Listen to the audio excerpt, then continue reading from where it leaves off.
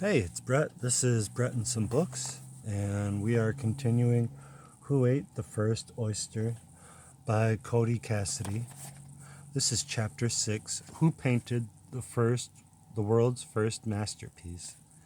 If the time of our species on Earth were a day, this happened just after 9 at night, 33,000 years ago.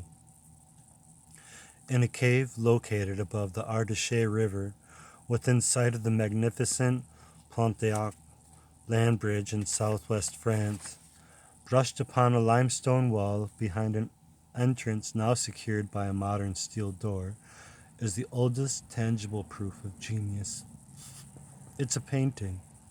Archaeologists call it the Panel of the Horses, and it was created by a single painter whose work with a charcoal stick by lamplight 33,000 years ago is now considered an example of unquestioned ancient genius.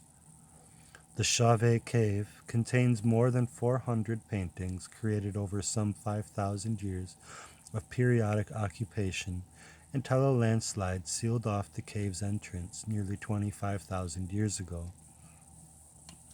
The cave of the masterpieces remained hidden until Jean-Marie Chauvet and a group of cavers rediscovered it in 1994.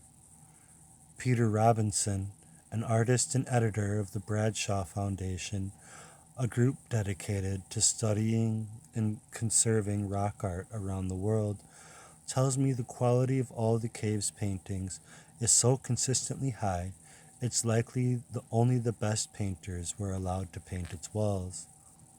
Yet in this cavern, painted by masters, the Panel of the Horses stands above. It is a masterpiece by an artist who lived nearly 30,000 years before the construction of the first pyramid, who worked quickly with a charcoal stick by the flickering of an ancient oil lamp to create the oldest example of prehistoric genius. And who was this artist? I'll call him Jean.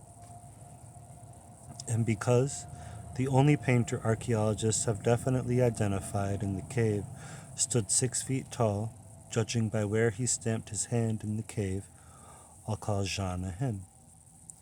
Jean was born 33,000 years ago in modern-day France, which is nearly 30,000 years before anyone ever wrote a word. Archaeologists call this era the Aurignacian, and the culture is characterized by its remarkably sophisticated art, including ivory beads, sculpture, and cave paintings, as well as some of the oldest musical instruments ever found.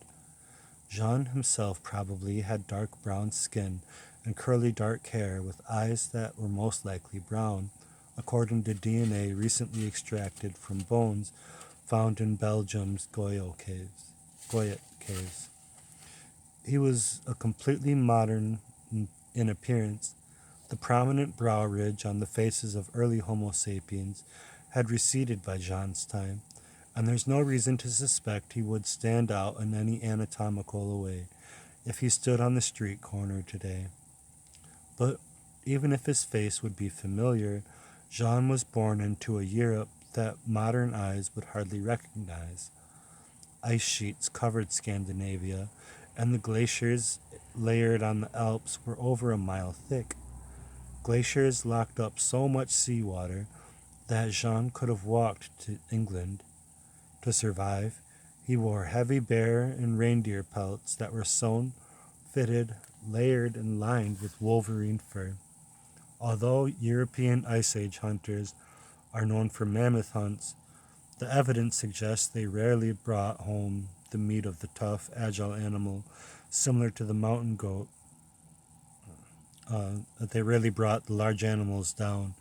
Instead, ibex bones comprise 3/4 of the remains found in Aurignacian camps, suggesting that the meat of the tough, agile animal, similar to the mountain goat, formed the foundation of Jean's diet. Jean enjoyed music and might have even played a little himself. Archaeologists have found the oldest musical instruments ever discovered in Aurignacian caves, including small flutes made of ivory and vulture bone. Replicas of the flute suggest they sounded like windy recorders and played 5 notes to the octave, which is a scale used in modern tunes such as Baba Black Sheep and Led Zeppelin's Stairway to Heaven. Jean shared Western Europe with cave bears, rhinoceroses, reindeer, cave lions, and of course other groups of Homo sapiens, though their interactions must have been sporadic on the almost unimaginably unpopulated continent. More Homo sapiens live in Portland, Oregon today than lived in all of Jean's Europe. Jean, just like modern Homo sapiens, was born to draw. Studies performed on young children unexposed to drawing shows that they can both draw recognizable figures without any instruction and recognize drawings for what they represent. Drawing, in other words, is not an invention, it's an instinctual ability. But for Jean's artistic talent to grow into true skill, it would have been recognized and nurtured from a young age. There's even reason to believe Jean was schooled. When I asked Robinson about the possibility of a formal system of education, he said Aurignacian paintings such as those in Chauvet are so well considered and so consistent in style, there's reason to suspect that something more than mere mimicry was at play, and that even in this ancient culture, there may have well been an established system of apprenticeship. Researchers talk about the possibility of a prehistoric school of art, Robinson wrote to me, and the evidence on the walls of these ancient caves suggests a far more formal system of education than you would otherwise suspect in such an ancient culture. Painting was not a frivolous pursuit, at least not when done in caves like Chauvet. The art, said Robinson, was taken very seriously. This devotion and time and resources to art by a small hunting and gathering culture living on the ice-encrusted Europe seems preposterous to those of us brought up on popular images of cavemen wearing tiger skins and spending their time either finding lunch or being lunch. But the best evidence suggests these images aren't just wrong, they may be totally backward. There's no reason to suspect Jean was any less likely to be a genius than a person born today, and there's at least some evidence to suspect the average person of his era was smarter. His brain, for example, was 10% larger than a modern person's, which could have been related to early Homo sapiens' increased muscle mass over the average person today, or that our brains have become more efficient. But it can't be ruled out that he simply had more intellectual horsepower. In order to survive, Jean needed a far more comprehensive understanding of his environment than we do today. He needed to track, hunt, build, butcher, cook, fight, communicate, socialize, and craft tools. He had to know which plant cured and which plant killed. He had to know where to find water, how to read the seasons by the paths of the stars, the migration patterns of the animals, their territory, and how to make everything he owned. And without writing, he had to commit it all to memory. Let's speculate about Jean's age when he painted his panel. The word genius brings to mind masterworks produced at precocious ages, like Mozart composing his Symphony No. 1 at 8.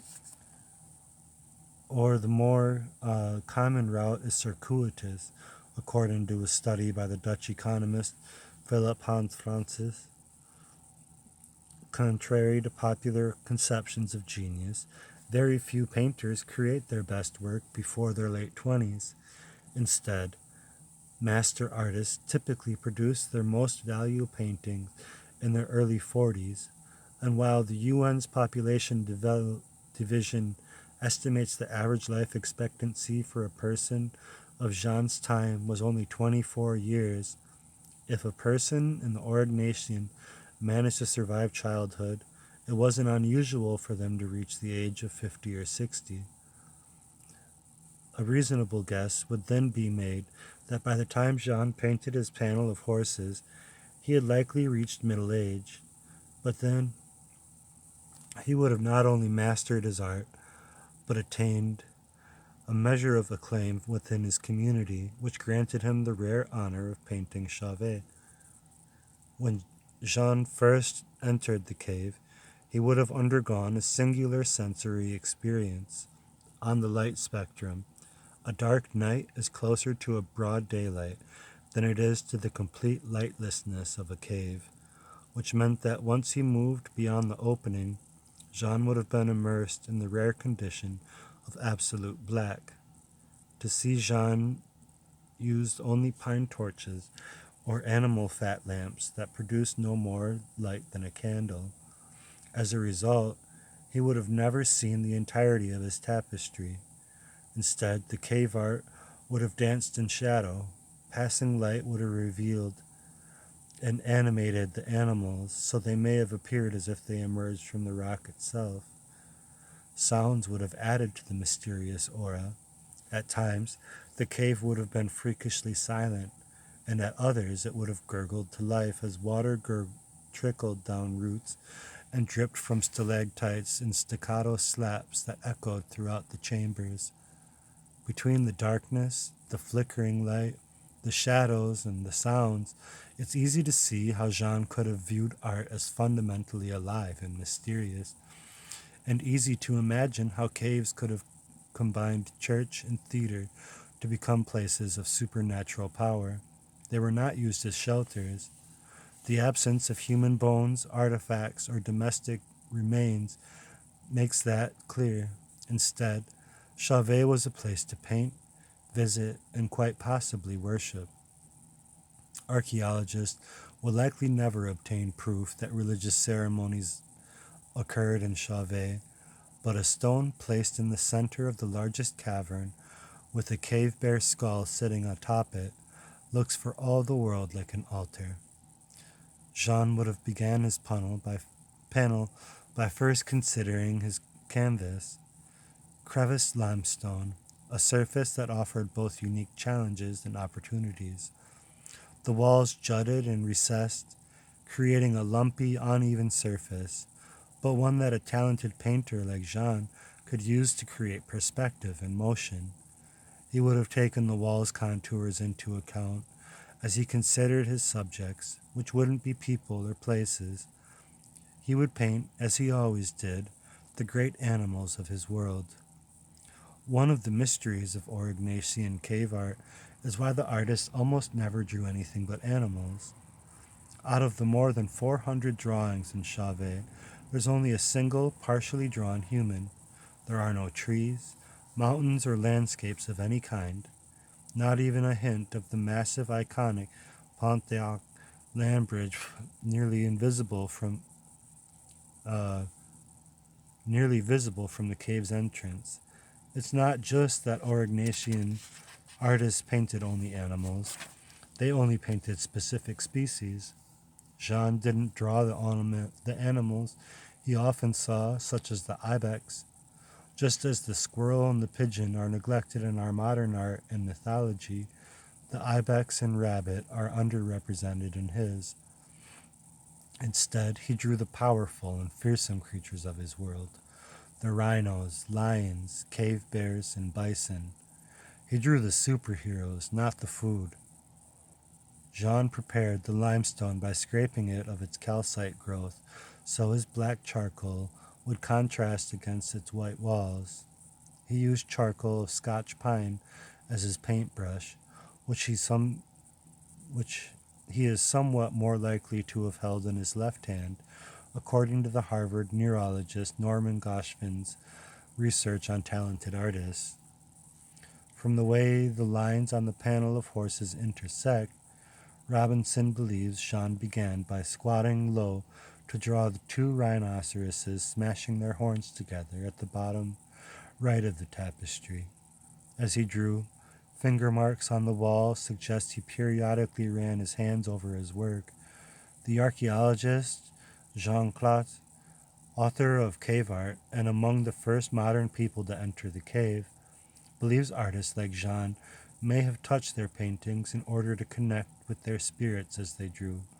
In shamanism, communication between the supernatural travels in both directions, and Klotz believes Aurignacian artists may have drawn their animals partly to speak with their spirits. Jean worked quickly, and after his fighting rhinoceroses, he painted clockwise and to the left. First he drew a stag, and then two mammoths, and then at the top the aurochs, a wild predecessor to the domesticated cow. But in the middle of his work, in a space he reserved for them, Robinson tells me, Jean drew his masterpiece, his 4 horses. He started at the top left and drew downward, each horse seemingly in full gallop from left to right, 3 with their mouths agape, panting, and the 4th in full whinny. Finally, as a finishing touch, Jean engraved the outline of his horses, as if to highlight them in particular.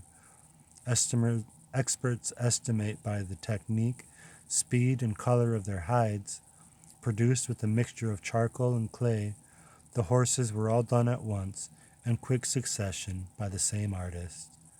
When Pablo Picasso toured the cave of the similarly spectacular Lascaux caves, discovered in 1940 in southwestern France, he is rumored to have said as he left, they invented everything. The list of artistic innovations created by Jean and other Aurignacian artists is long. Perspective, which uses size and angles to create the illusion of 3 dimensions on a 2-dimensional surface, was originally thought to have first been used by the Athenian artists and perfected in the Renaissance, but Jean employed it almost 30,000 years earlier with his clashing rhinos and descending horses. Pointillism, the use of dots in space to create an image, is generally credited to French artists in the late 1800s, and yet near the entrance of the Chauvet cave, an artist used pointillism to paint a red mammoth. Stenciling and negative imaging are also common in Chauvet. The artists used thin, hollow bones to blow ochre onto the wall, with their hands spread-fingered in place. The effect was to leave a shadow on the wall, a unique handprint that seems to reflect an ancient desire to say, I was here. The handprint is so clear, a hand surgeon I sold this image to diagnosed his curiously crooked pinky as the likely result of a fracture of either the 4th or 5th metacarpal. Healed, she said, but imperfectly. A few of the artists appear to have employed animation. A bison on the walls of Chauvet has 8 blurred legs, which is an idea that was hailed as new and innovative some 32,000 years later. If Jean spent his youth in a prehistoric apprenticeship, he might have well returned the favor as he grew older. Maybe he toured the cave with the next generation of painters.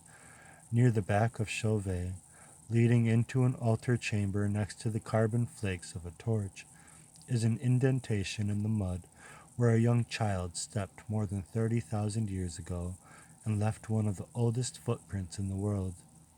As an elder man in the Aurignacian, Jean may have well died soon after he drew his horses.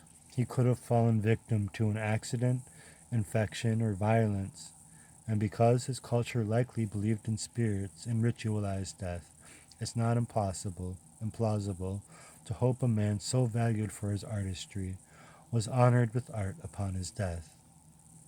And that's the end of chapter 6. Please like and subscribe for more.